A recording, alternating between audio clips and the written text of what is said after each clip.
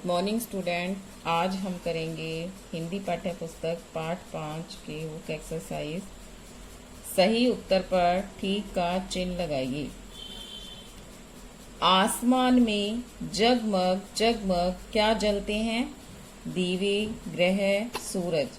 तो कविता में हमने क्या पढ़ा था कि दीवे, तो कै पे टिक लगाएं। दीवे। सपने कब आते हैं? रात को, दिन में, दोपहर को। तो सपने कब आते हैं? आप सभी जानते हैं कि सपने रात को सोने पर आते हैं। अंधियारा छाने का अर्थ है दिन हो जाना, रात हो जाना, सुबह होना। तो अंधियारा मतलब अंधेरा जब छा जाता है तो क्या हो जाती है? रात हो जाती है। तो रात हो जाना। ख पे टिक लगाएं। कविता की पंक्तियां पूरी करो। रात बीतने पर सपनों की जो सूरज चमकाता है, जो सोने चांदी की किरणें धरती पर फैलाता है।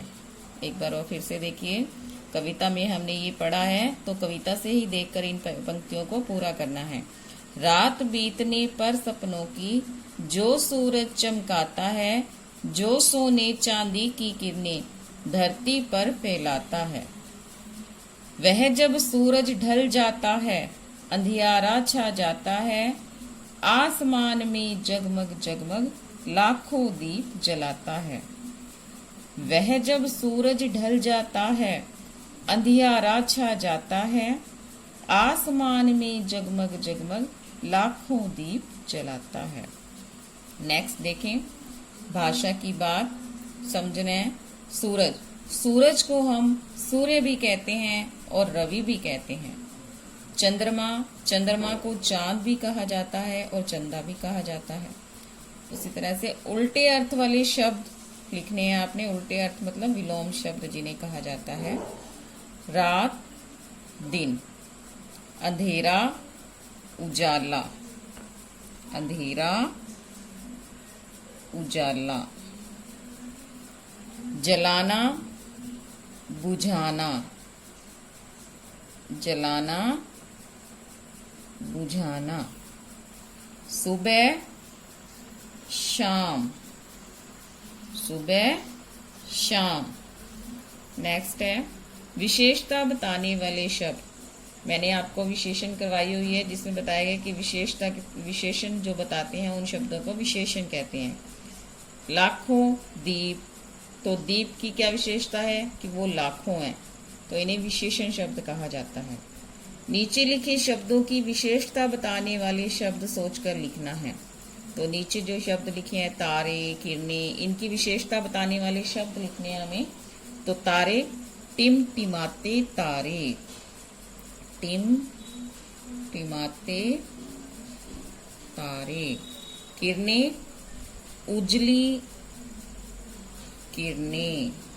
उजली किरणें, इन्हें क्या कहते हैं? विशेषण कहते हैं। विशेषण शब्द है ये टिमटिमाते, उजली। नेक्स्ट है अपना अनुभव। रात के समय आसमान को देखना आपको कैसा लगता है? 3-4 वाक्य लिखो। तो ये आप अपनी इच्छा से लिखोगी कि जब आप रात को आसमान में देखते हो तो आपको कैसा महसूस होता है, कैसा लगता है। ये 3-4 लाइनें आपने अपनी तरफ से लिखनी है। नेक्स्ट है बूझो तो जाने। पहेली।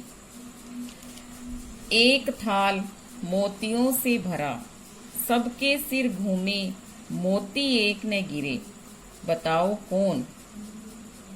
तो थाल मोतियों से भरा, सबके सिर घूमे, मोती एक न गिरे। तो ये किसके बारे में कहा गया है? आसमान के तारों के बारे में कहा गया। तो आसमान के बारे में कहा गया है। तो आसमान जो है, जो थाल बताया गया इसको मोतियों से भरा, जो हमारे सिर के ऊपर है, और उसमें मोती तारों को कहा गया है जो एक भी नहीं गिरता।